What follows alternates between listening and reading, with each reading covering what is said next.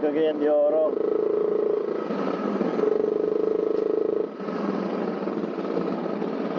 Tagal-tagal din tayo guys, di nakapag-ride.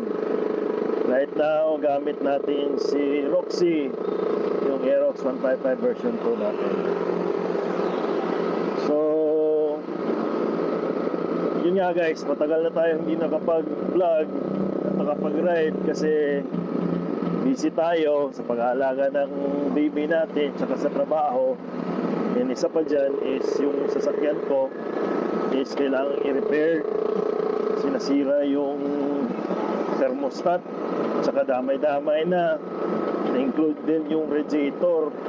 Kailangan ko palitan ng bago. So kaya silent muna tayo from the past weeks.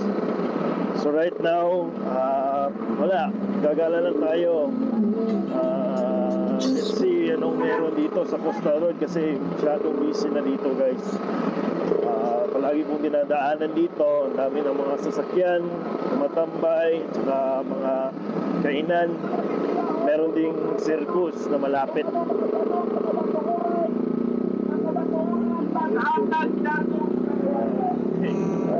Ayan guys, so circus na dito. May Ferris wheel, sugalan, konti, I think konti lang yung guys na meron. Yun, may merry-go-round saka Sea Dragon. So ayan guys, wala, dadaan lang tayo, iikot. Tapos share ko lang yung mga naging nung pinagagawa ko this past days. I know, ayaw nyo naman ng personal na experience, no? Gusto nyo yung kung ano yung hot issues na pag-usapan, kung ano talaga yung interest ng mga tao. So yun na nga guys, just sharing yung CB150X nga pala natin, ginagamit na ng brother-in-law natin. Kasi guys, I'm planning to upgrade na. Magpapaalam na tayo kung CB150X guys. Pero not technically na physically magpapaalam. Magkakaroon lang siya ng bagong may-ari, which is yun nga, yung brother-in-law ko.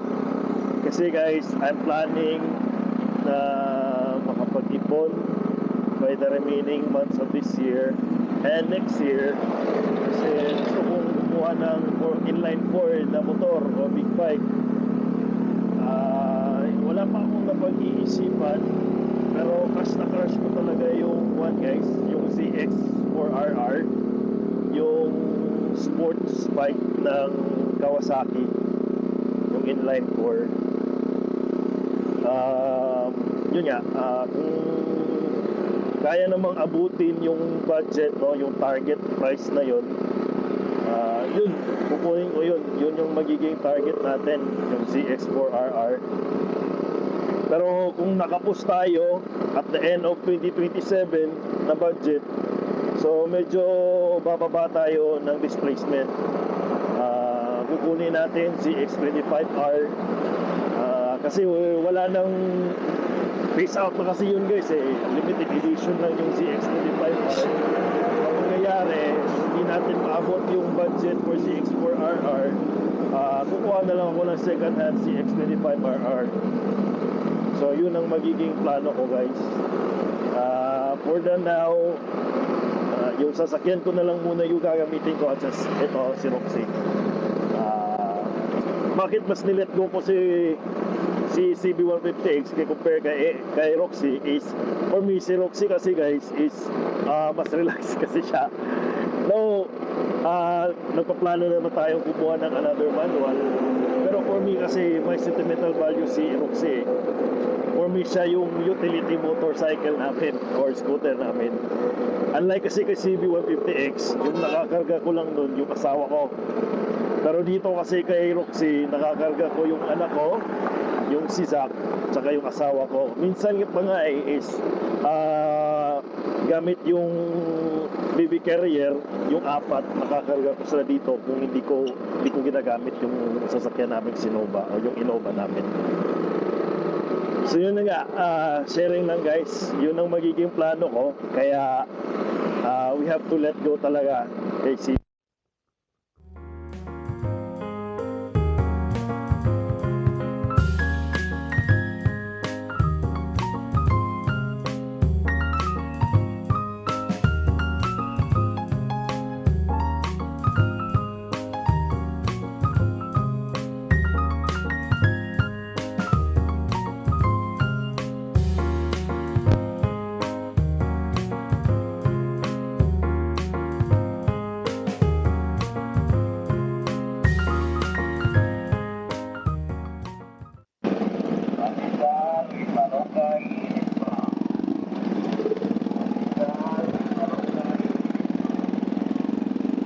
hopefully naka-record tayo.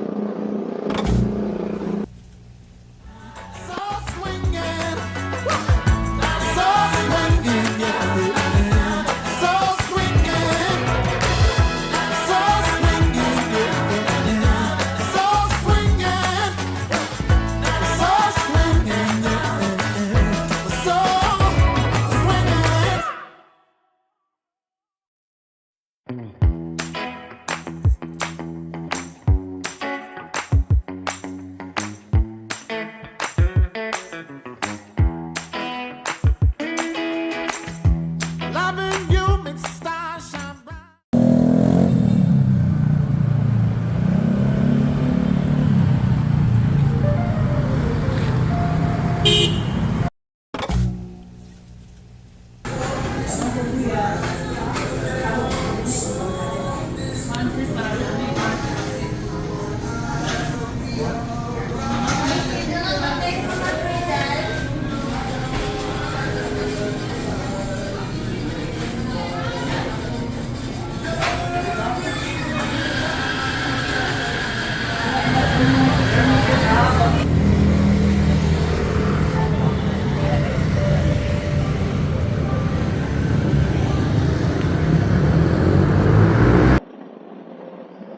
Ayun guys, so uwi na tayo.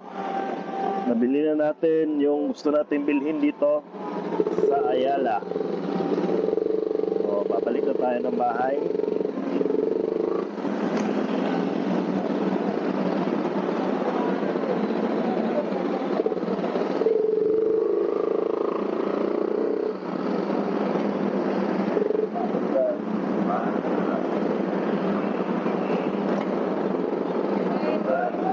So enjoy nyo na lang yung views guys. Hindi na ako magsasalita. Pag bahay.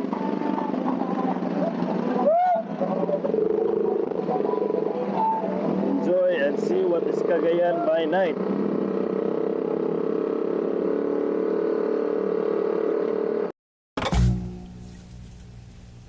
Worries and doubts running circles around.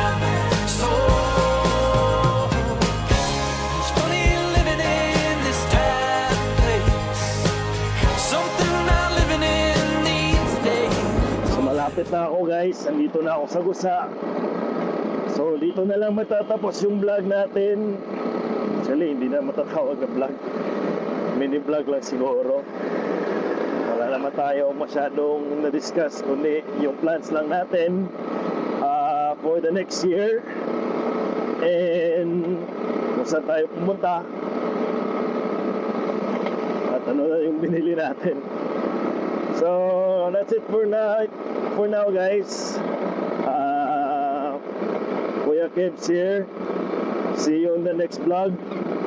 Bye bye.